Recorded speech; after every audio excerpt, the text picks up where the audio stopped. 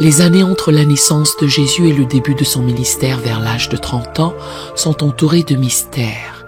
Elles sont souvent appelées ces années perdues ou ces années silencieuses, car la Bible en dit peu. Cela a conduit à de nombreuses spéculations tout au long de l'histoire sur l'endroit où se trouvait Jésus et ce qu'il faisait pendant cette période. Bien que la Bible ne donne pas beaucoup de détails, l'analyse des preuves scripturaires combinée à ce que nous savons de l'histoire et de la culture de la Judée du 1er siècle peut nous donner quelques indices. Seul l'évangile de Luc nous éclaire un peu en indiquant qu'à l'âge de 12 ans, Jésus s'est rendu à Jérusalem avec ses parents pour la fête de la Pâque. Après la fête, Marie et Joseph sont rentrés chez eux, mais Jésus est resté à Jérusalem à leur insu. Lorsqu'ils sont revenus pour le trouver, Jésus se trouvait dans les parvis du temple en train de converser avec les docteurs de la loi.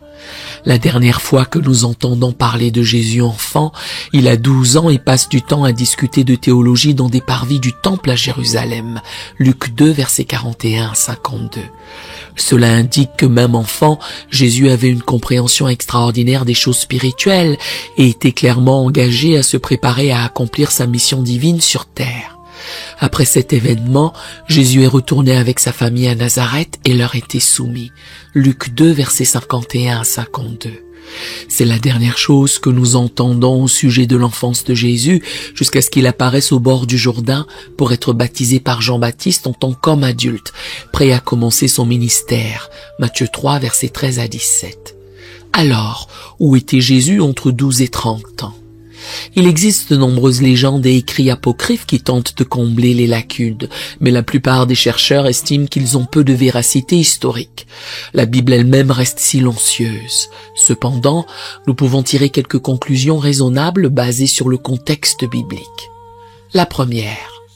Entre 12 et 30 ans, la spéculation est que Jésus est resté en Galilée avec sa famille, jusqu'à ce qu'il soit assez âgé pour apprendre le métier de son père adoptif Joseph, comme charpentier, et travailler à ses côtés. Matthieu 13, verset 55, Marc 6, verset 3. Cela semble probable, puisque Nazareth est décrit à plusieurs reprises comme la ville natale de Jésus dans les évangiles. Matthieu 2, verset 23, Luc 4, verset 16. Les évangiles désignent Jésus comme le fils du charpentier et le charpentier. Matthieu 13, verset 55, Marc 6, verset 3. Ce qui suggère que cette occupation a été une caractéristique déterminante de ses premières années adultes à Nazareth. Il est plausible qu'il ait suivi le métier de charpentier de Joseph pendant des années. Il a travaillé comme charpentier à Séphoris, une grande ville voisine à seulement 6 kilomètres de Nazareth, qui connaissait une expansion importante sous domination romaine pendant la jeunesse de Jésus. Les allers-retours à Séphoris auraient exposé Jésus à de nouvelles cultures et idées. Travailler comme artisan dans la ville aurait pu lui donner des compétences et des connaissances utiles pour son ministère ultérieur. La deuxième. La plupart des garçons juifs dans la Palestine du 1er siècle auraient reçu une éducation dans les synagogues locales à partir de 5 ans environ. Jésus a probablement reçu une éducation juive typique impliquant la mémorisation de la Torah, l'apprentissage de l'hébreu, l'étude des prophètes et des écrits, et le débat sur les Écritures. Cela a probablement forgé les solides connaissances bibliques et capacités d'enseignement dont il a fait preuve pendant son ministère. Et tous lui rendaient témoignage. Ils étaient étonnés des paroles de grâce qui sortaient de sa bouche. Luc 4, verset 22. En tant que jeune juif observant, il aurait étudié la Torah et les prophètes, fréquenté la synagogue, observé les fêtes religieuses et travaillé pour subvenir aux besoins de sa famille. Nous avons un aperçu de cette éducation tranquille mais spirituellement focalisée quand Jésus est retourné enseigner dans la synagogue à Nazareth en tant qu'adulte et que ses voisins ont été étonnés par sa sagesse se demandant « N'est-ce pas le fils du charpentier ?» Matthieu 13, versets 24 à 56. Il a étudié avec divers enseignants juifs. Il semble probable que Jésus aurait étudié la Torah et les prophètes avec des rabbins, peut-être même en voyageant pour apprendre auprès d'enseignants renommés. Luc dit que Jésus a profondément impressionné les enseignants du temple en tant que garçon. Luc 2, versets 46 à 47.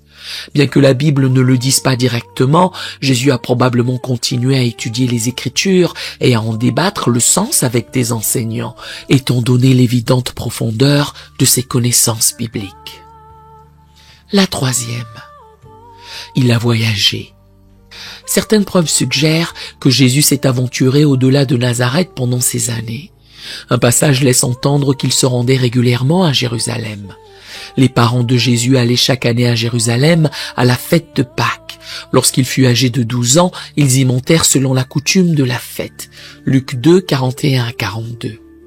Cela implique une coutume continue. Voyager sur les 110 kilomètres entre la Galilée et Jérusalem faisait partie de la vie juive observante. Certains théoriciens ont émis l'hypothèse que Jésus s'est rendu en Orient pendant ses années perdues pour étudier auprès de certains sages. Mais il n'y a aucune preuve biblique ou historique de cela. La déclaration de Jésus dans Jean 6, verset 38, « Car je suis descendu du ciel pour faire non ma volonté, mais la volonté de celui qui m'a envoyé », indique qu'il a reçu sa sagesse directement de Dieu et non d'enseignants humains. Il a également beaucoup voyagé pendant son ministère en Judée. Il est donc concevable qu'il se soit rendu dans d'autres endroits. L'historien Joseph mentionne un Jésus fils d'Ananias qui a voyagé en prêchant dans les temples de Judée pendant 7 ans avant la révolte juive de 66 à 70 après Jésus-Christ.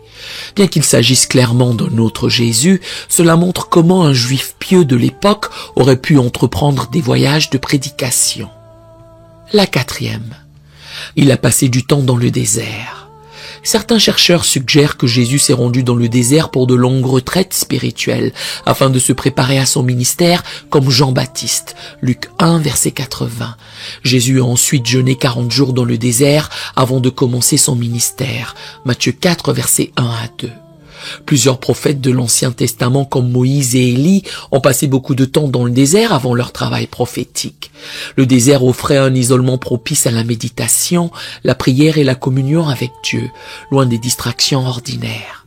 L'évangile de Jean mentionne à plusieurs reprises que Jésus allait dans le désert, les montagnes et d'autres régions isolées pour prier seul, pendant de longues périodes avant des moments clés de son ministère. Jean 6, verset 15, Jean 11, verset 54. Il est probable que Jésus ait passé beaucoup de temps en retraite spirituelle, en communion avec Dieu et en préparation pendant ces années perdues.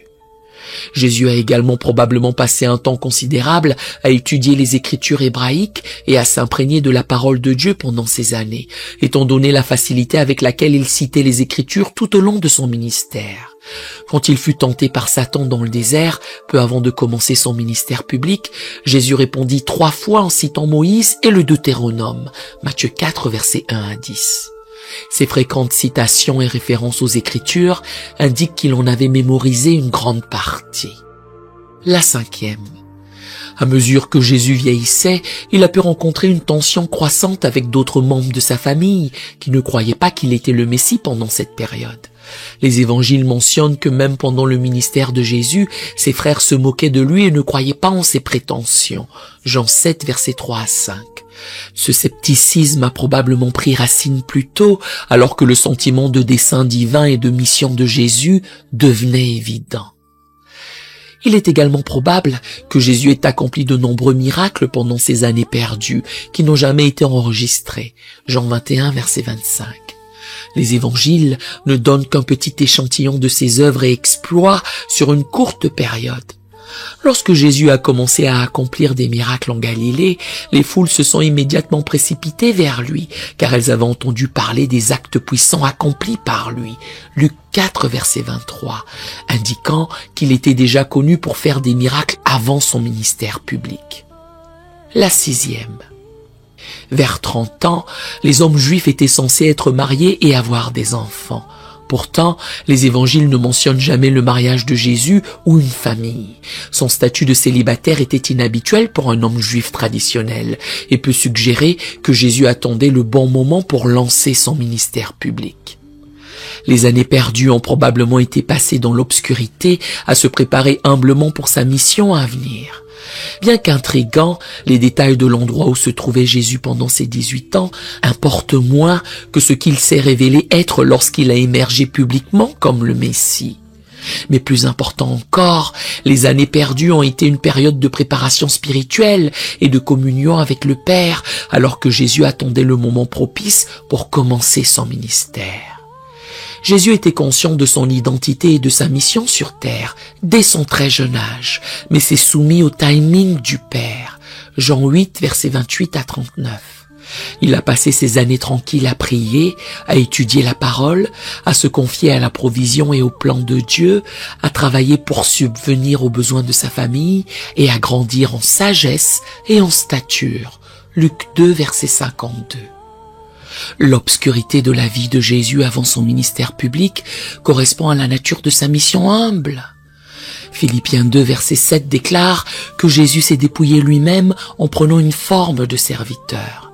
Jésus a pleinement embrassé la vie simple et ordinaire d'un travailleur juif, obéissant à ses parents terrestres alors qu'il attendait le moment choisi par Dieu. Mais une fois qu'il a reçu l'appel à commencer son ministère vers l'âge de 30 ans, Jésus était pleinement préparé et n'a pas perdu de temps pour prêcher l'évangile du royaume, pour enseigner avec autorité, pour choisir ses disciples et commencer l'œuvre de salut à laquelle il avait été envoyé. Bien qu'il y ait un mystère entourant les premières années de Jésus entre 12 et 30 ans, nous pouvons conclure d'après les preuves scripturaires qu'elles ont été principalement passées à mener une vie juive dévote en Galilée, à étudier la parole de Dieu, à prier, à travailler pour les besoins de sa famille et à attendre le moment choisi par Dieu. Jésus a embrassé l'obscurité et la banalité terrestre pour se préparer à l'apogée de son ministère, glorifier le Père par sa mort expiatoire et sa résurrection. Comme il l'a dit plus tard à Ponce Pilate, « Je suis né et je suis venu dans le monde pour rendre témoignage à la vérité. » Jean 18, verset 37. Les fondations tranquilles de prière, d'écriture et d'obéissance établies pendant les années perdues de Jésus l'ont préparé pour le but ultime de sa vie. Bien que nous puissions faire certaines suppositions logiques ou éclairées, l'histoire complète reste inconnue. Dieu a jugé bon de garder une grande partie de la vie et du développement de Jésus avant son ministère privé. Comme le déclare Jean 21, verset 25, à propos de la vie du Christ, Jésus a fait encore beaucoup d'autres choses. Si on les écrivait en détail, je ne pense pas que le monde même pût contenir les livres qu'on écrirait. Les années perdues restent un mystère du plan souverain de Dieu et de son timing pour le moment où Jésus allait émerger pour accomplir son dessein. En fin de compte, ce sont les 3 années du ministère actif de Jésus que Dieu a choisi d'enregistrer en détail pour notre salut. Et quelles années révolutionnaires et extraordinaires! Béni soit le nom de l'Éternel, maintenant et pour toujours. Nous aimerions vous donner l'opportunité de faire de Jésus le Seigneur de votre vie. Voulez-vous bien prier avec moi? Dites Seigneur Jésus, je me repens de mes péchés. Viens dans mon cœur. Je fais de toi mon Seigneur et Sauveur. Et merci Seigneur pour le baptême du Saint-Esprit en moi. Dans le nom de Jésus.